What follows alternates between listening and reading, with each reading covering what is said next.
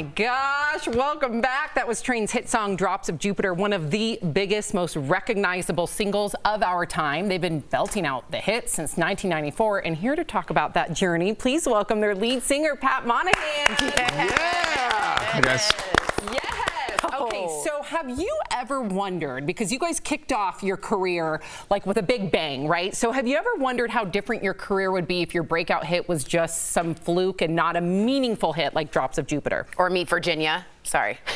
Well, the first song we had, was Meet Virginia. And I remember I was painting houses in the Bay Area, and the song came on the radio, and I just turned around and went home because I was like, I'm on the radio.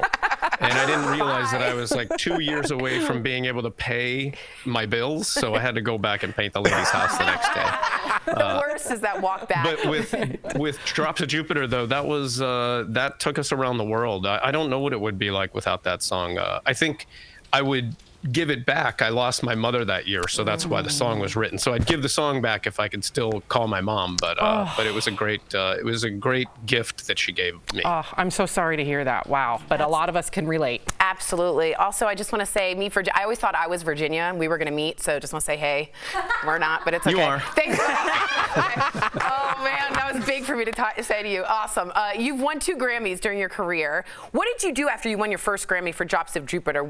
Did you go buy towels? Oprah bought towels when she finally got money.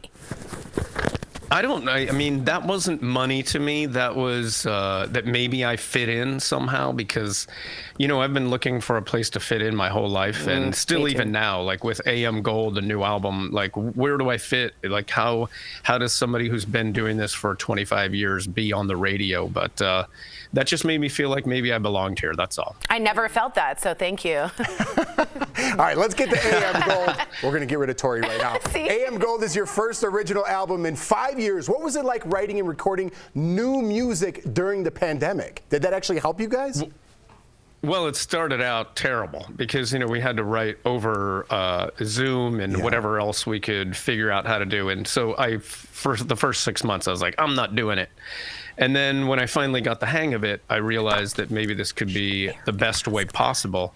And we started to write a better record because of it. We related better. We talked more. We talked and then hung up and did the work and then reconnected. And I think we made a much better record because of it, actually. Spent many nights with you in a bar, my friend. Yeah, right? I would love that. Let's start now. Yeah. Well, Pat, now we're listening to your new single, also titled AM Gold. So what were your influences? Because we're hearing a little disco and a little rock. Yeah. So the whole album is like a throwback, and my manager was like, this sounds like one of those old AM Gold compilations. And so if you listen to the entire album, it's got old R&B sounds with Philly strings and horns and, heartbreak songs. And AM Gold was the song that was missing as far as like, where's the disco? Where's the Bee Gees? And so this is like a self-love song that every generation should have for themselves. And it's like, you don't need the people that don't need you. We're all out here on the dance floor.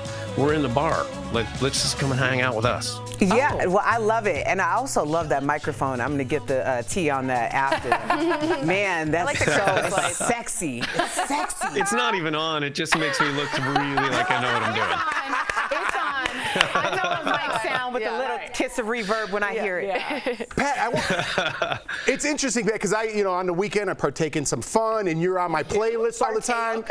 And there's always one thing I wanted to ask you since we have you. In your song Drops of Jupiter, you say a line that says, "Heaven is overrated." Why did you choose that line?